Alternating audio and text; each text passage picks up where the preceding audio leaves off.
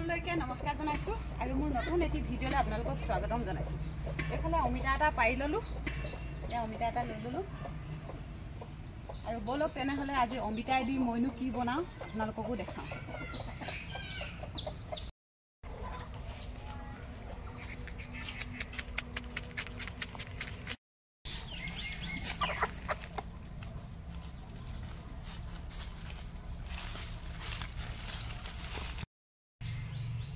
আজি বনাবলৈ লৈছো অমিতা আৰু এইফালে লৈছো কয়লাৰ মাংস।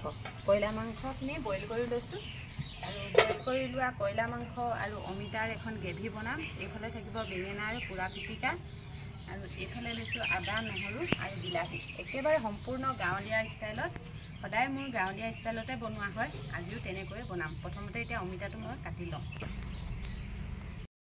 অমিতাটো অকণমান বেয়া আছিলে, এই অংশটো কাটি ল'ম। অমিতাটো যিহেতু ঠাণ্ডাৰ ছিজন, গতিকে অমিতাটো চাওকচোন কেনেকুৱা বেকা বেকি ষ্টাইলৰ।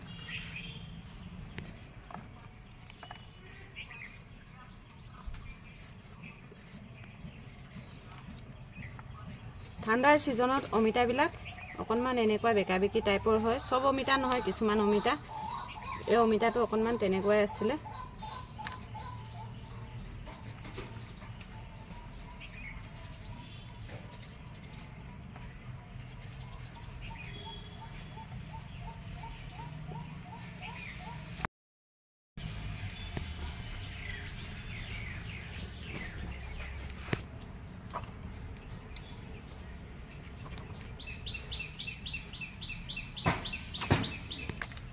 এইফালে অমিতাখিনি বাকলিটো গুচাই হ'ল, এতিয়া এয়া টুকুৰা টুকুৰাকৈ কাটি লওঁ।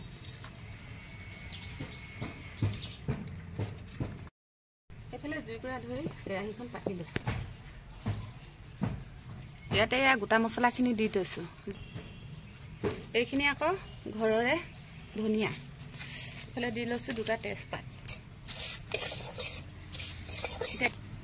এতিয়া এয়া জিৰা জালুক আৰু ধনিয়া গুটিখিনি হৈ গ'ল, এইখিনি ধুনীয়াকৈ কাঢ়ি লওঁ। মছলাখিনি এতিয়া ধুনীয়াকৈ খুন্দি ল'ম আৰু এইখিনি তেজপাতখিনি দেখিছে নহয়, তেজপাতখিনি এনেকৈ মোহাৰি খুন্দনাটোতে লগতে খুন্দি ল'ম তেজপাতখিনি।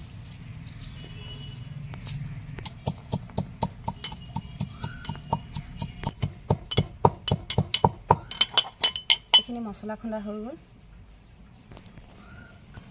ইয়াতে এয়া নহৰু আৰু আদা এইখিনিও পিচি ল'ম।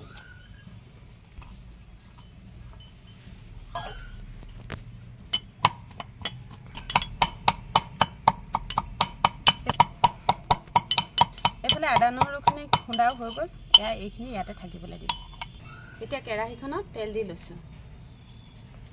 কেৰাহীখন গৰম হ'ল, ইয়াতে মই এটা শুকান জলকীয়া আৰু এডোখৰ দালচেনি এয়াও দি লৈছোঁ। ইয়াতে ডাঙৰ চাইজৰ দুটা পিঁয়াজ দি লৈছোঁ।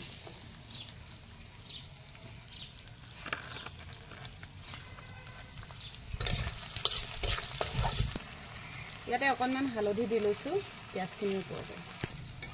পিঁয়াজখিনি ধুনীয়াকৈ ৰঙচুৱাকৈ ভাজি ল'লোঁ। এতিয়া এইখিনি বইল কৰি থোৱা মাংসখিনি মই ইয়াতে দি দিম।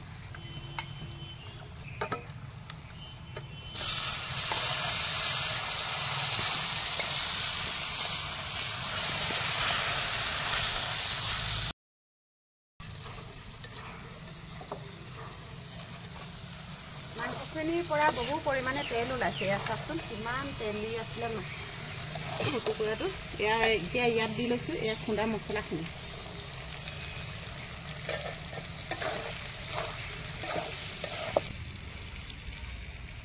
আদা নহৰুখিনিও ইয়াত দি লৈছোঁ।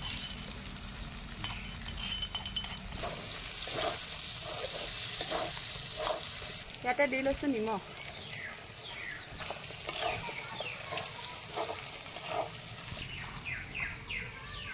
মাংস বইল কৰা চৰুটোতে এইখিনি ধুনীয়াকৈ ওলাই লৈছোঁ। এতিয়া এইখিনি ইয়াতে ঢালি দিম অমিতাখিনি।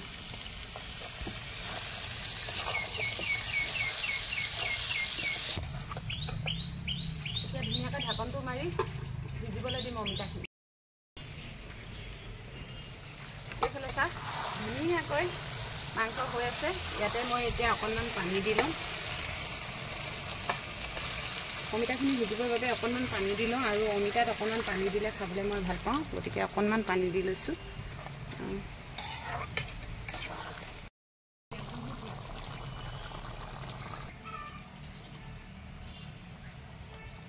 এইফালে আমাৰ মাংস হ'লে ইয়াতে এয়া মান ধনিয়া কাটি দিছোঁ।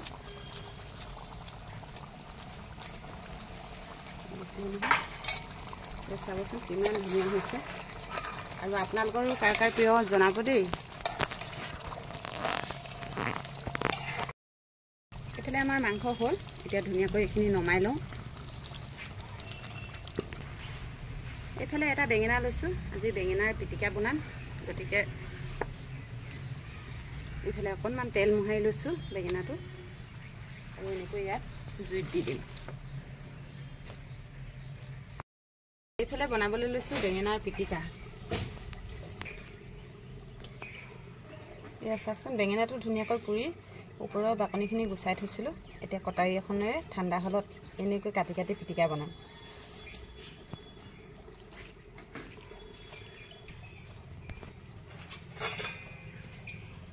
ইয়াতে দিছোঁ এইফালে পিঁয়াজ, পিঁয়াজ কটা দি লৈছোঁ,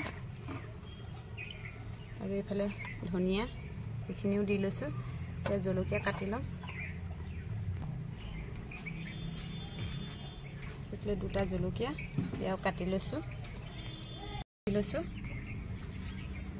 অকণমান তেল দি লৈছোঁ। এতিয়া ধুনীয়াকৈ এইখিনি পিটিকা বনাম।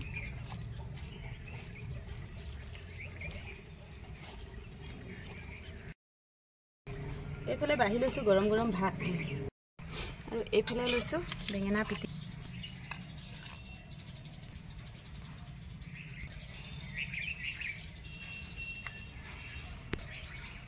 এইফালে লৈ লৈছোঁ মাংস, আৰু এয়া আজি আমাৰ সাজ। এয়া দেখিলে নহয়, কেনে পালে কমেণ্ট কৰি জনাবলৈ নেপাহৰিব।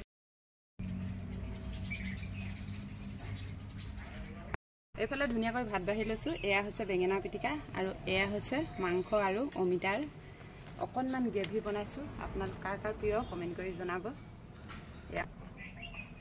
এতিয়া ধুনীয়াকৈ ভাতকেইটা খাই লওঁ। বনোৱা জেগাতে খাইছোঁ আজি, খাবলৈ খুব ধুনীয়া হৈছে।